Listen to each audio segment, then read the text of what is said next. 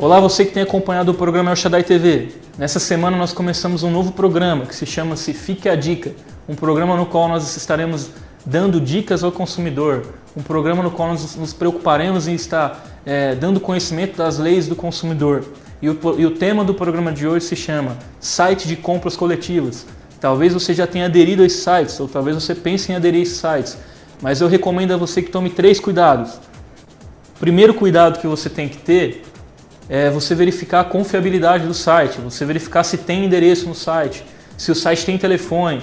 É bom que você ligue a esse site, verifique se realmente tem pessoas atendendo, se realmente ele existe. Diante desse cuidado, você toma um segundo cuidado. Você verificar o valor da oferta, o tempo de duração dessa oferta, quando ela vai estar disponível para você. Você lê minuciosamente a descrição da oferta, porque muitas vezes depois que você lê a descrição da oferta, ela às vezes não é interessante para você.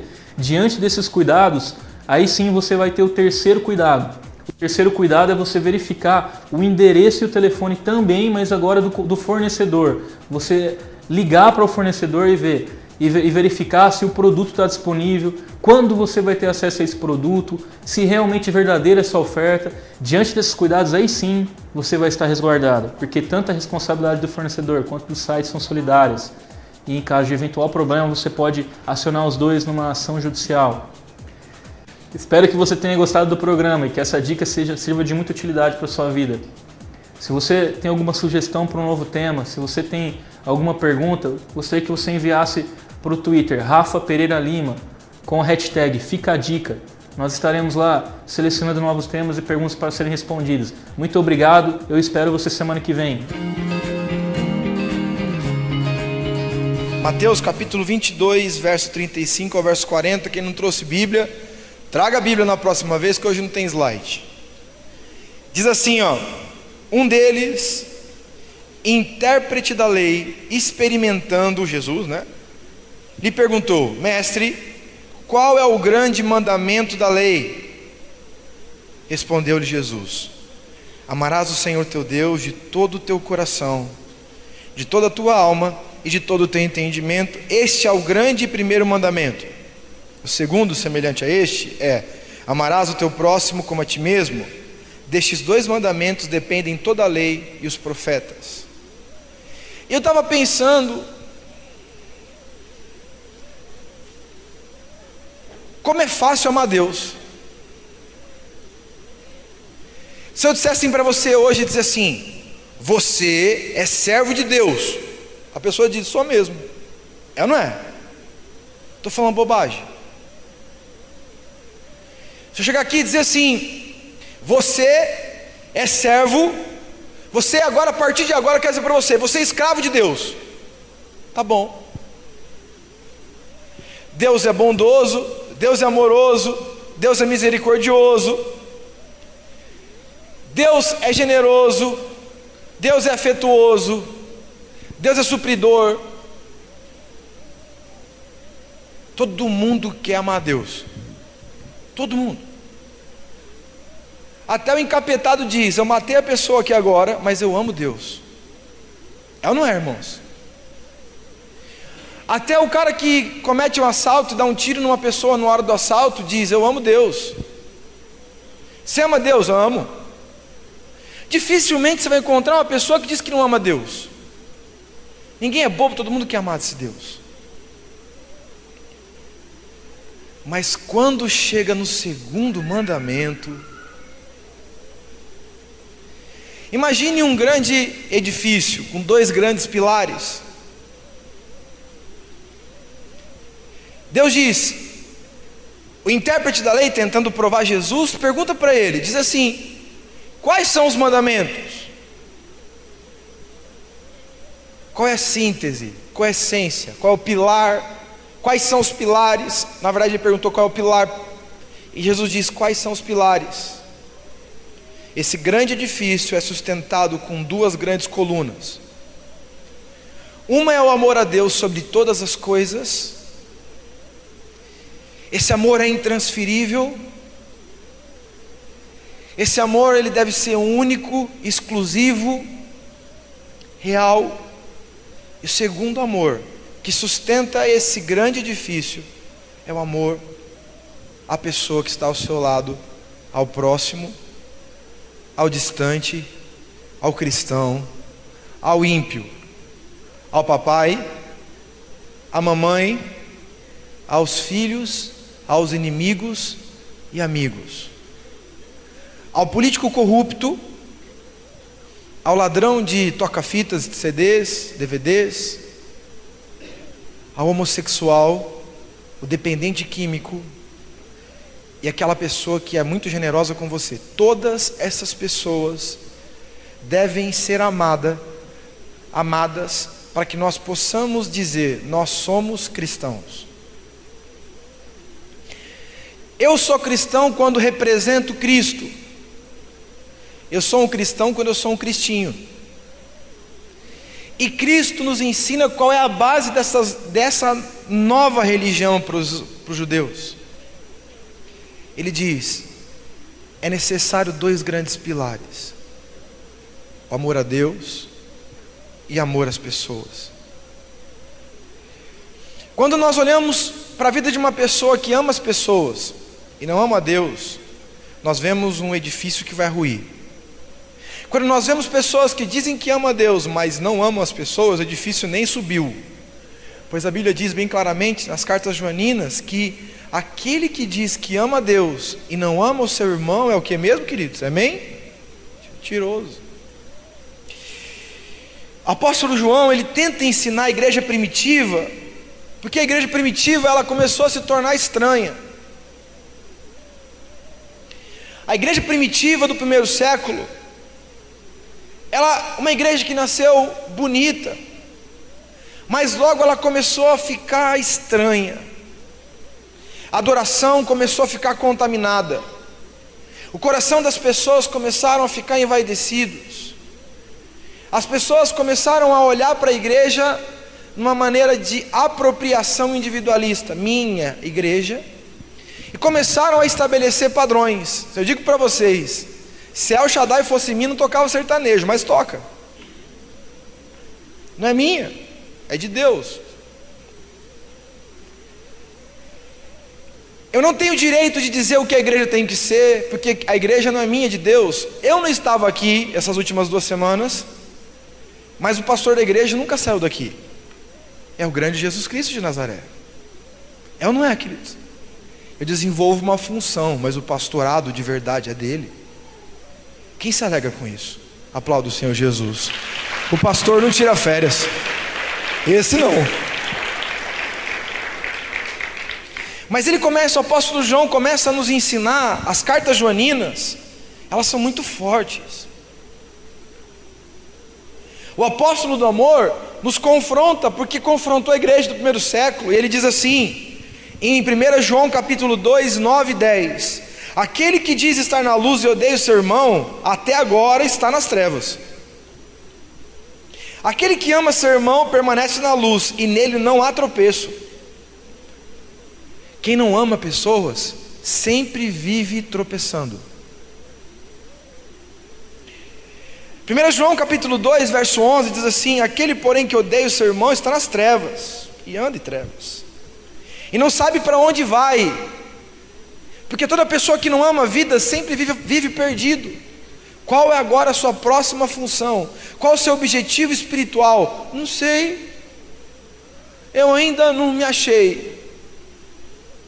O apóstolo João diz: porém aquele que odeia a seu irmão está nas trevas, e anda nas trevas, não sabe para onde vai, porque as trevas lhe cegaram os olhos. Diga comigo assim: misericórdia, Jesus. No versículo de 1 João capítulo 3, verso 15, o apóstolo João continua dizendo sobre amor, e ele diz assim: todo aquele que odeia o seu irmão é assassino. A palavra assassino vem da palavra antropokotnos, que significa matador de vidas. Toda pessoa que não ama um irmão, ele está disposto a matá-la, não com um tiro, não com uma facada, não com um cortar de pescoço, mas ela está disposta a matá-la, denegri-la. Você já odiou alguém? Eu já. Quantos aqui já odiaram pessoas? Sejam sinceros, levanta a mão. Acho que tem muito crente nesse lugar de verdade, glória a Deus. Quando você odeia uma pessoa, já contei isso para vocês, eu senti ódio daquelas pessoas que me assaltaram em São Paulo. E quando o policial chegou para mim e falou assim: se você quiser eu posso dar um fim nesses caras.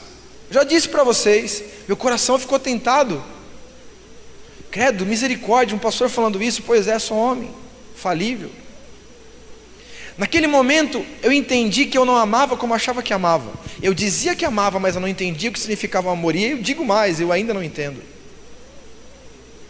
E ele diz assim: naquele momento, é lógico que eu nunca iria fazer tal coisa, é lógico que eu nunca me envolveria numa coisa como essa, mas é fato que naquele momento meu coração ficou tentado. Quando a gente odeia alguém, a gente torce para a pessoa quebrar a cara. Porque ela me machucou, eu quero que ela se exploda agora. Isso acontece ou não, irmão? Sim ou não? A gente fica bravo quando a gente odeia alguém, a gente fica bravo quando se alguém que nós odiamos prospera. Diz: olha aqui o meu sucesso, a pessoa fica assim: que raiva. Quando alguém pergunta dessa pessoa para a gente tenta arranjar um jeito de denegrir a imagem dessa pessoa, porque eu odeio. E lá a Bíblia diz, essa palavra no grego antropokotnos significa aquele que mata. Ora, continua o texto: vós sabeis que todo assassino não tem vida eterna, permanente em si. Ou seja, aquele que odeia está disposto a matar o outro, mesmo que seja numa palavra, mesmo que seja numa difamação, numa mentira. E toda pessoa que está disposta tendenciosamente a abrir o seu coração para esse tipo de ódio, a Bíblia diz a seguinte coisa: essa pessoa, ela não tem a vida eterna nela. A Bíblia diz em 1 João, queridos, 4, 19 e 21, diz: nós amamos porque Ele nos amou primeiro. Ou seja, quem realmente recebe o amor de Deus em si, não consegue se alongar na sua vida cristã tendo mágoa de outro alguém. Eu quero fazer essa palavra, quero fazer um trato com vocês, vocês, o Espírito de Deus. Você vai doutrinar a sua cabeça a não pensar em ninguém, só em você mesmo. Amém? Aquela pessoa, meu marido ainda bem que meu marido está ouvindo isso. Não, é para você ouvir. Amém? Essa palavra é uma palavra rema para você. E a Bíblia diz assim, que quando eu recebi o amor de Deus, se eu recebi de verdade, eu amo. Se alguém disser ama a Deus e odiar o seu irmão, é mentiroso, pois aquele que não ama seu irmão a quem vê, não pode amar a Deus a quem não vê. Ora, temos da parte dele este mandamento, que aquele que ama a Deus, ame também o seu irmão. Hoje nós vamos estudar, queridos, uma história bíblica, que fala sobre o amor. Eu quero que vocês abram suas Bíblias em Lucas, capítulo 7, verso 40 ao verso 47.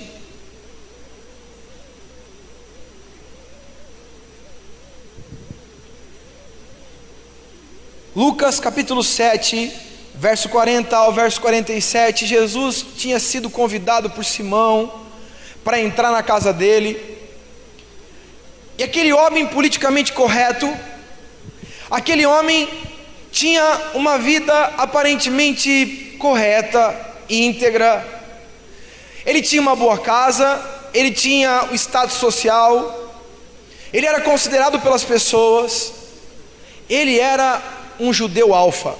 Depois eu vou explicar para vocês o que é isso. Um dos primeiros. Na cadeia hierárquica daquela sociedade, ele era uma pessoa conceituada. E a Bíblia diz, queridos, que a seguinte coisa no texto aqui: quando Simão entrou, Jesus entrou, ele falou entra, Jesus entrou, ficou lá, recebido como uma pessoa comum. De repente, no meio daqueles caciques da religião judaica, chega uma mulher que não era nada, diga comigo, nada. Ela nem nome tem.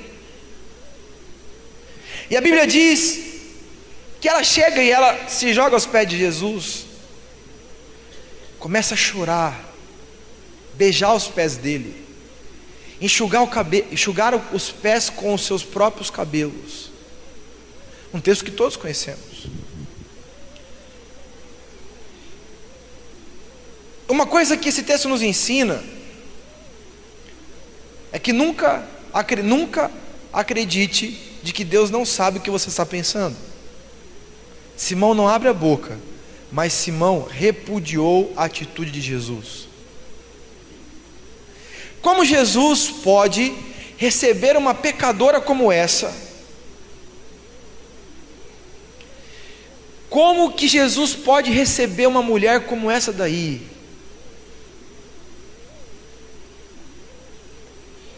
Jesus, ele só pensou.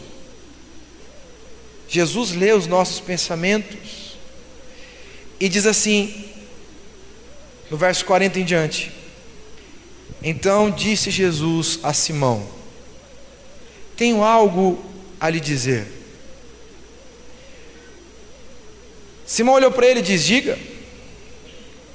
Ele disse: 2 homens deviam a certo credor. Um deles lhe devia 500 denários e o outro 50. Um devia só 10% do que o outro devia. Nenhum dos dois tinha com que lhe pagar, por isso perdoou a dívida a ambos. Qual deles o amara mais? Disse Jesus. Simão respondeu: suponho que aquele que foi perdoado a dívida maior. Jesus responde: julgou bem. Em seguida virou-se para a mulher e disse a Simão: vê esta mulher?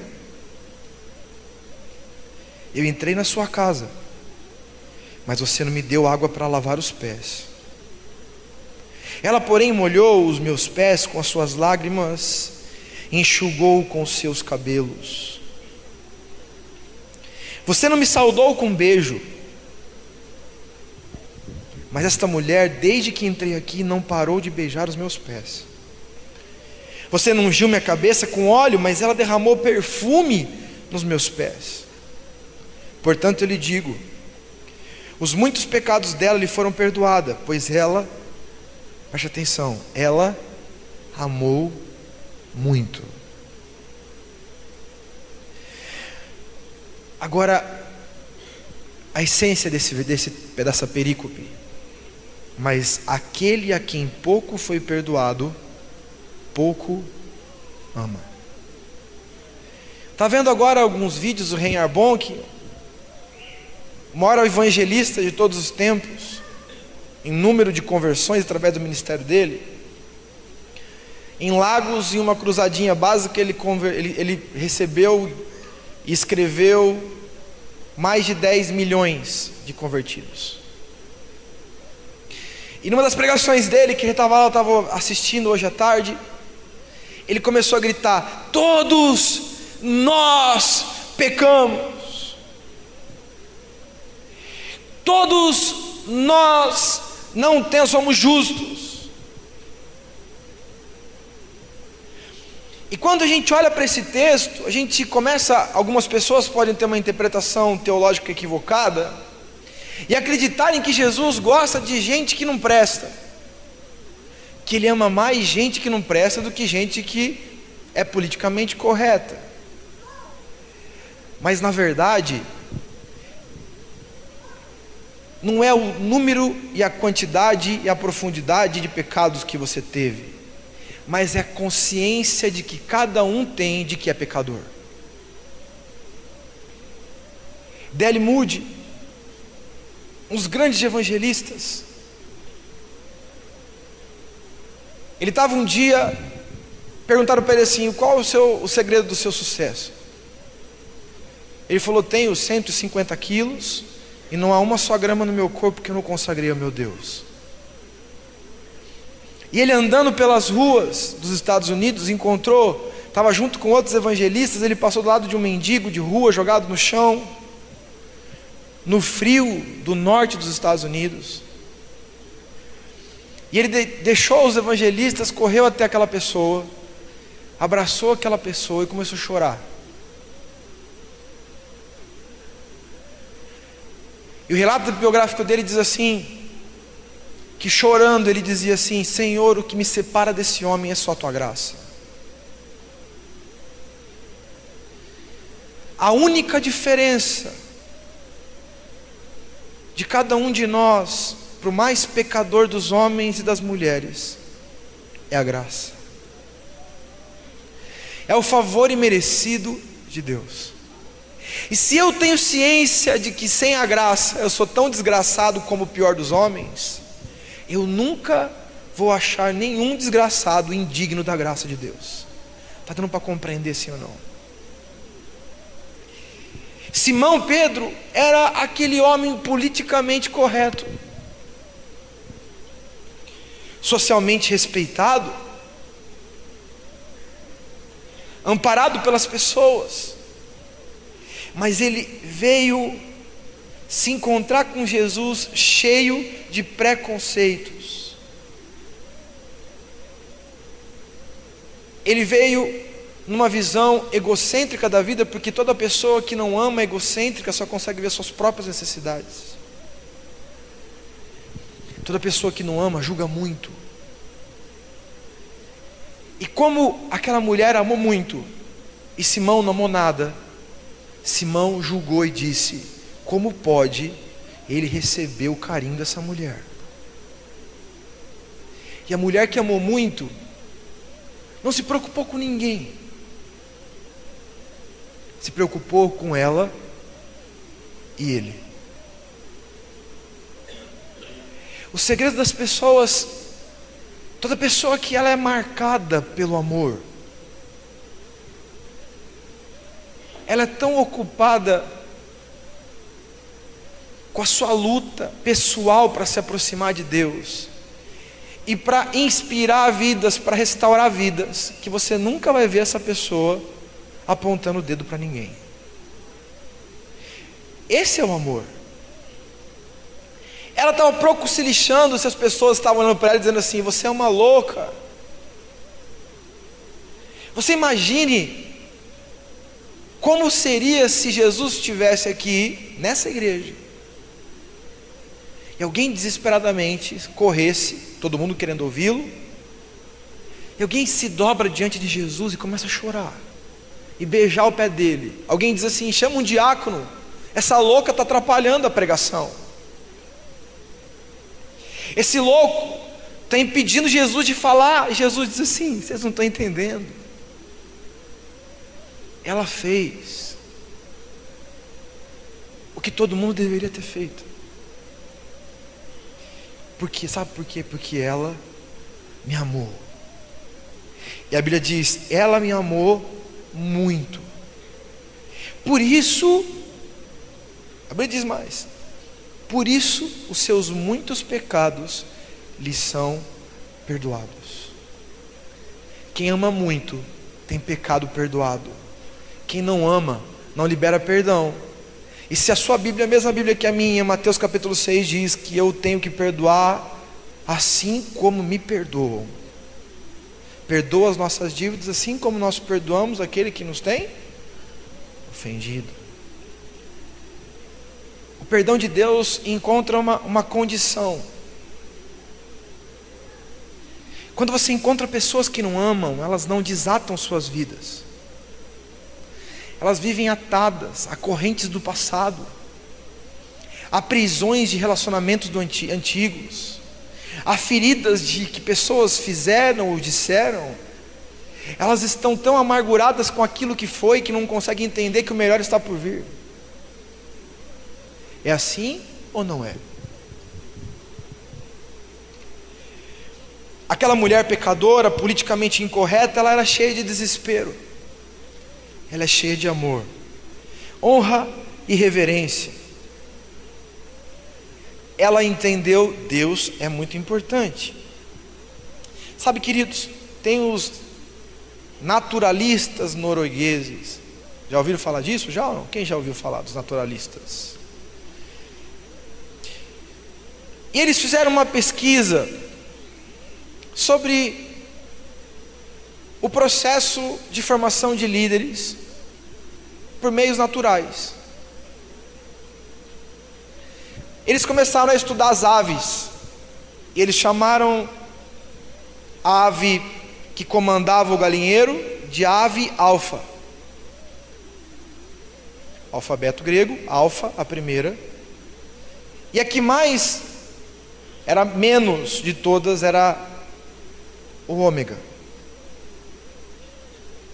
Jesus conseguiu ser o alfa e conseguiu ser o ômega. Ele ser o princípio e ser o fim. Quando esses noruegueses começaram a estudar a vida dessas aves, eles perceberam uma lei que está embutida na maioria das pessoas que conheço, sendo cristão ou não. A lei do poder. Eles entenderam que a ave alfa, ou seja, a mais top na hierarquia do galinheiro, era a ave que mais bicava as outras galinhas. E a alfa ômega, a galinha ômega, de menor importância no galinheiro, era a que mais tomava picadas. Na escola, no trabalho, dentro de casa, nós aprendemos que quem bate mais, manda mais. E quem apanha mais, manda menos. Isso ficou embutido na nossa mente. Ficou instituído sobre nós. É por isso que nós não toleramos quando alguém bate na gente. Quem esse cara está pensando que é? Eu sou crente, mas não sou bobo. Eu sou nervoso. Eu tenho um paviozinho, ó. Crente não tem nem pavio.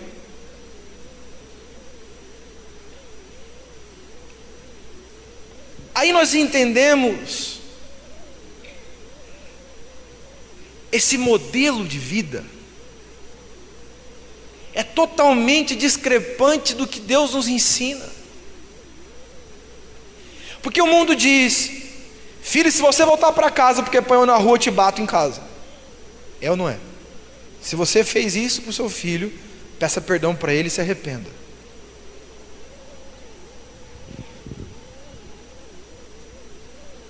Jesus diz a seguinte coisa em João capítulo 8, verso 32.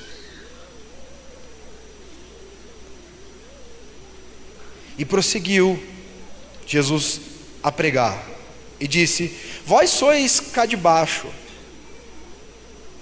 eu sou lá de cima. Vós sois deste mundo, eu deste mundo eu não sou.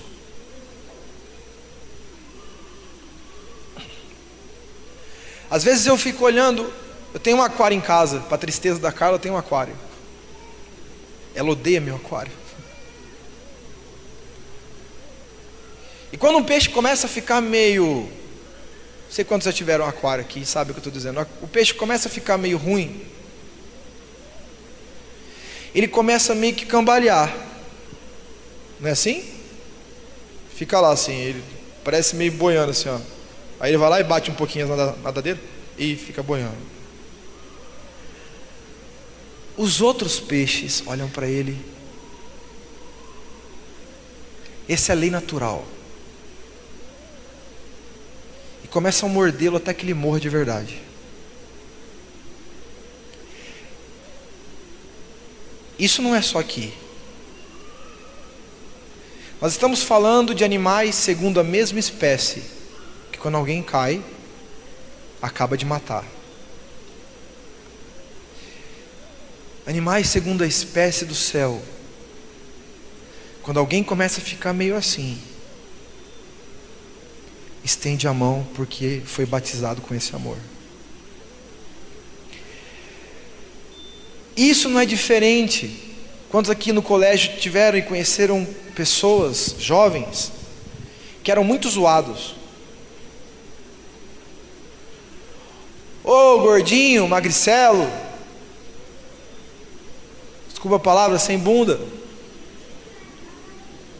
despeitada, ou rexona,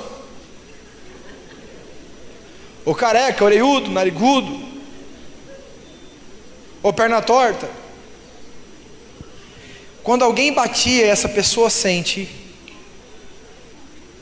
todos os outros peixes terminam o serviço de bicar aquela pessoa até essa pessoa morrer. Isso se chama bullying. Está aqui dentro. Está aí dentro.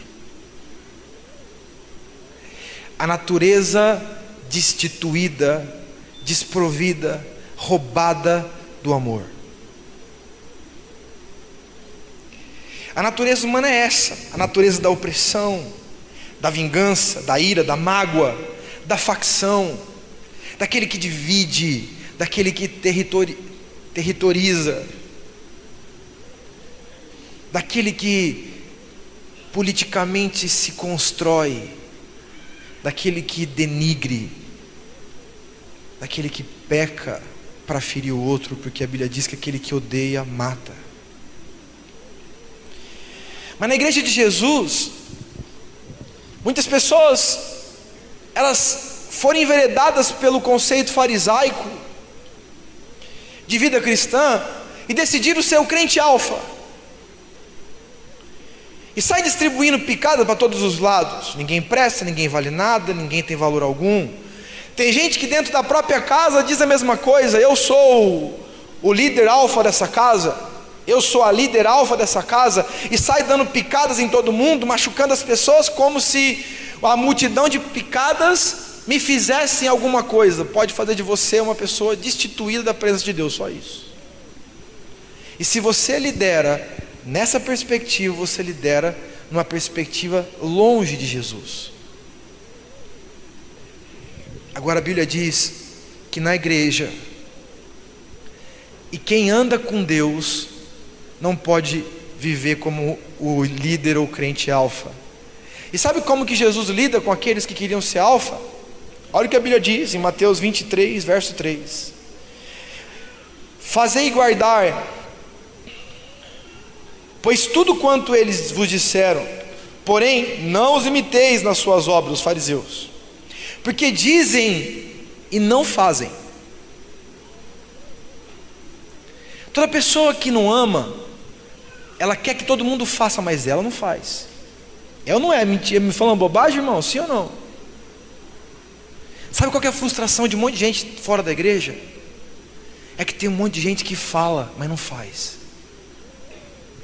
Sabe o que é a frustração do novo convertido? Chegar numa roda de gente que é crente velho e os caras descer a lenha no outro crente. Isso é vergonha do evangelho. Pois a Bíblia diz, Jesus chamando os seus discípulos disse: vem cá, meus discípulos, eu quero ensinar uma coisa para vocês. Nisto saberão que são meus discípulos, quando vos amares uns aos outros. Quando vocês não se amam, todos saberão, vocês não têm parte comigo.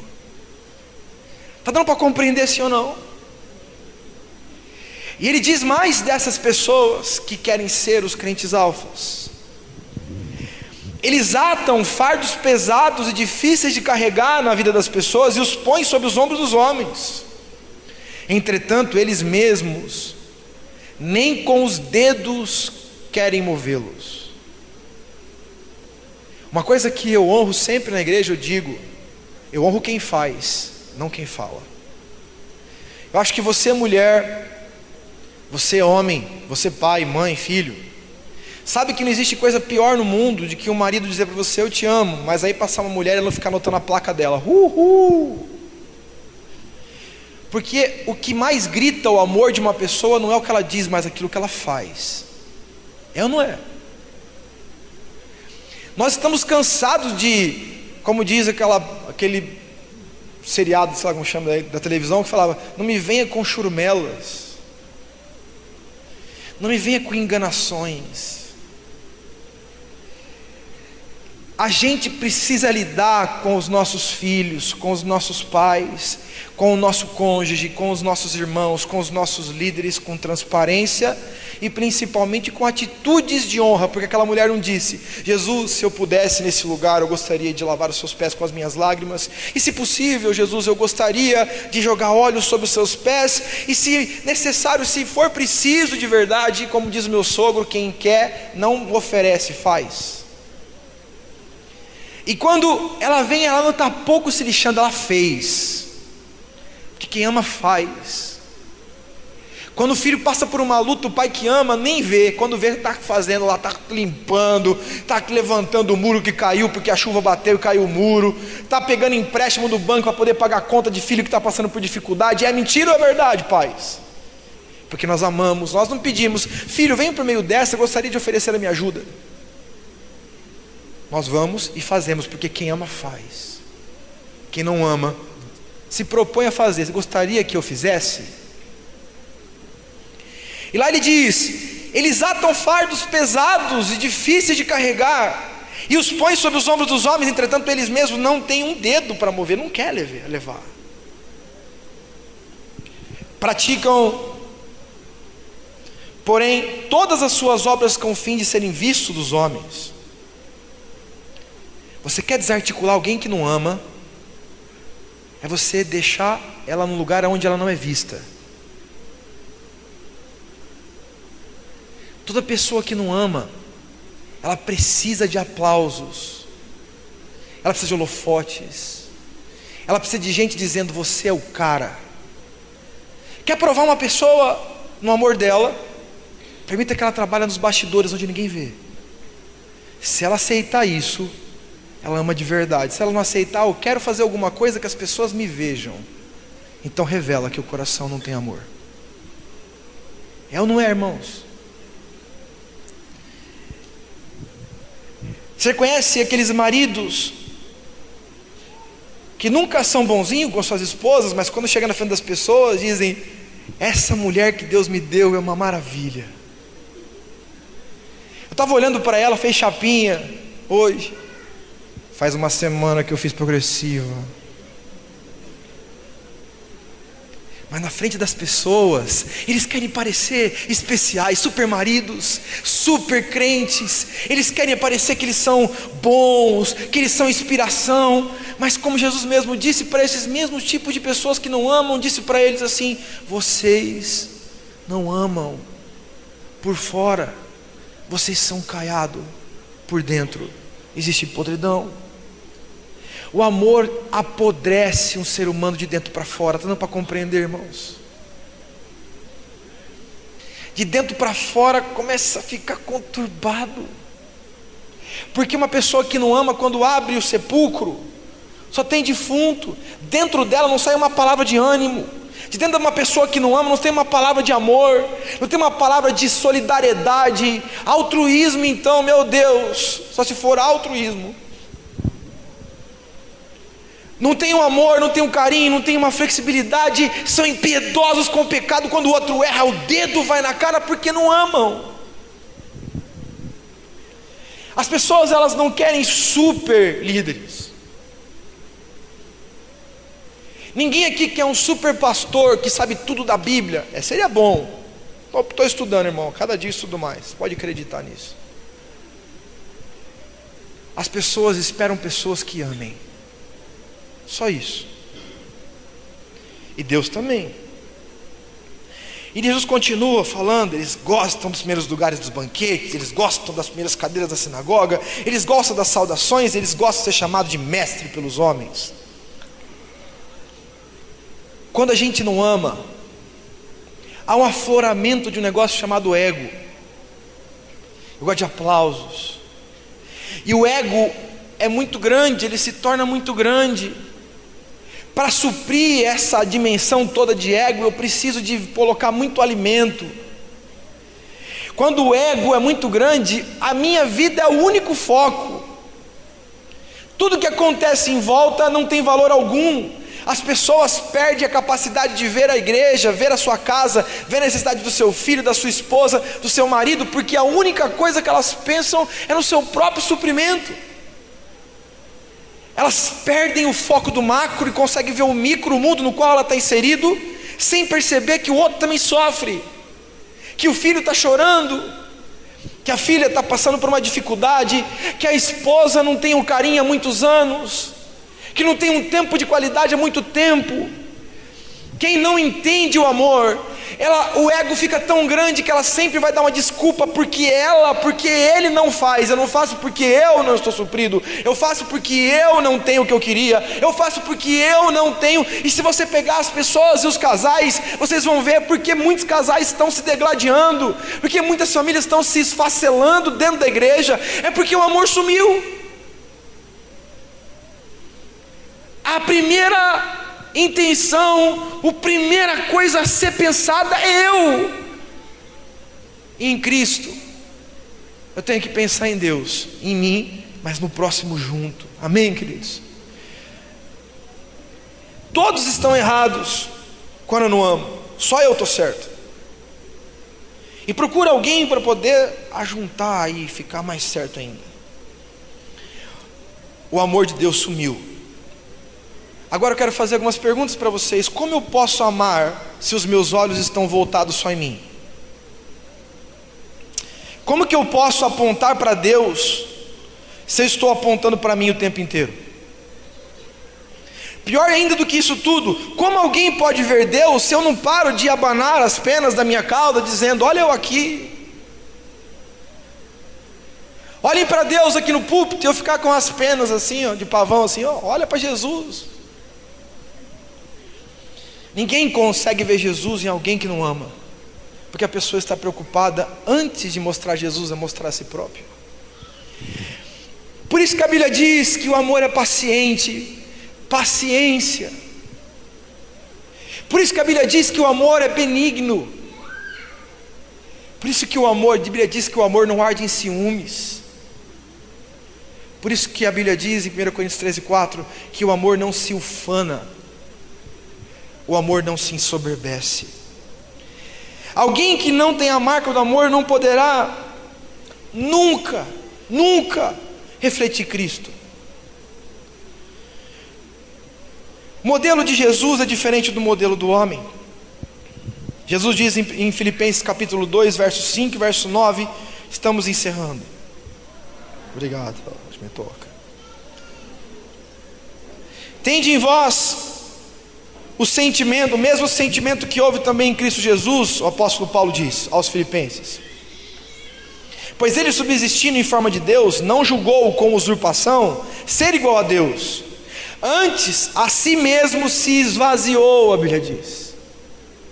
Tem muito crente cheio de argumento, cheio de reclamação, cheio de murmuração, cheio de autossuficiência, cheio de prepotência, cheio de orgulho. Jesus disse, ele não julgou, Jesus esvaziou-se, assumindo a forma de servo.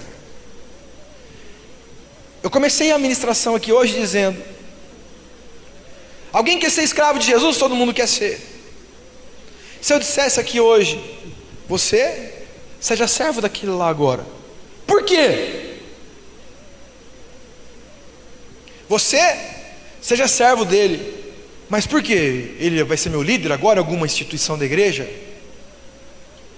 Agora eu vou ter que ser subordinado dele, por quê? Qual o motivo? Não, ego. Isso não é uma função hierárquica de igreja, nem de família, nem de relacionamentos. É simplesmente um princípio do reino de Deus. O servo é o maior. E a Bíblia diz que ele foi servo, tornando-se em semelhança de homens, reconhecido em figura humana, a si mesmo se humilhou, tornando-se obediente até a morte de cruz, pelo que também Deus exaltou sobremaneira e lhe deu o nome que está acima de todo nome. Jesus trocou o castelo celestial pelo estábulo sujo. Jesus trocou a adoração dos anjos pela companhia de assassinos. Jesus trocou o sustento do universo nas suas mãos pelo um ventre de uma virgem. A pergunta que Deus vem falar para a gente, vem nos mexer, vem nos desestabilizar com a palavra amor, é: se nós fôssemos Deus, nós dormiríamos na palha?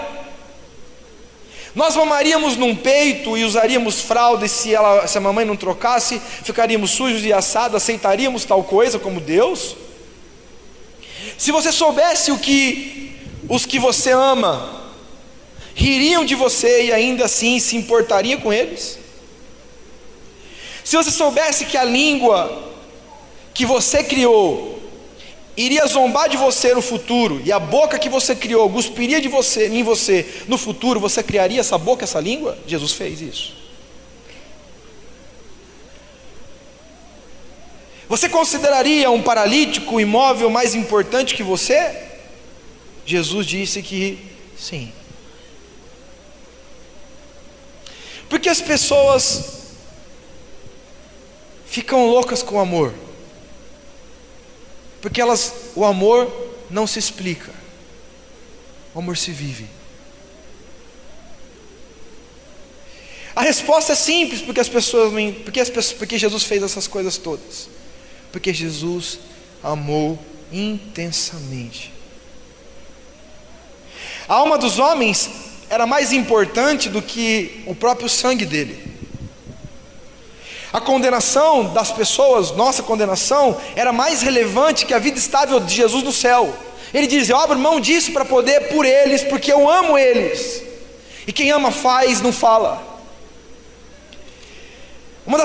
Dos episódios lindos, existia uma mulher chamada Esther King e a outra Kay Poi.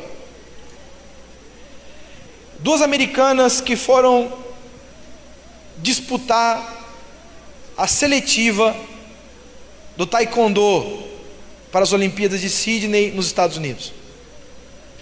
Chegaram lá, a Esther King, 13 anos se dedicando ao taekwondo, treinando entre 2 e 3 períodos por dia. E ela fez amizade com essa Kay Poi, e eles ficaram treinando juntas. E na seletiva, elas caíram, eram 2 chaves para 2 vagas, e elas caíram na mesma chave. Elas deveriam se enfrentar em algum momento, se elas ganhassem todas as lutas, para poderem ir para as Olimpíadas. Esther ganhou todas e foi para a final. A Kay ganhou todas também. Só que na última luta dela, na semifinal, ela machucou e não conseguia nem pisar direito.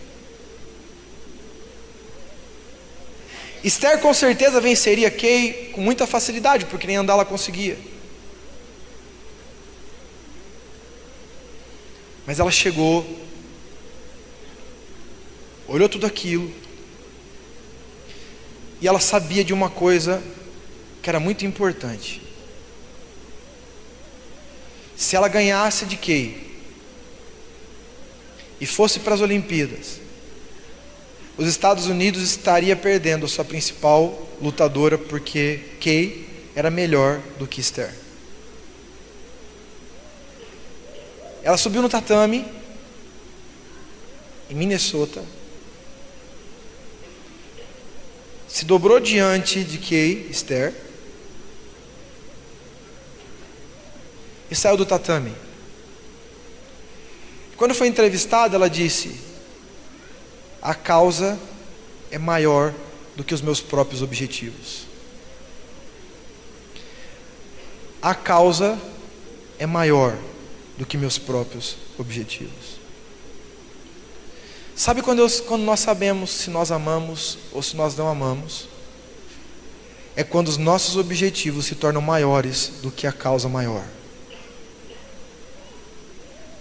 Se os nossos objetivos se tornam maiores, eu não estou disposto a sacrificá-lo, a me humilhar, a mergulhar nesse amor, eu furei no meu propósito. O que é mais importante para você hoje? O que é mais importante para você, irmão, meu querido discípulo, ovelha, amigo? Que as coisas aconteçam, que as coisas de Deus aconteçam, ou que você aconteça?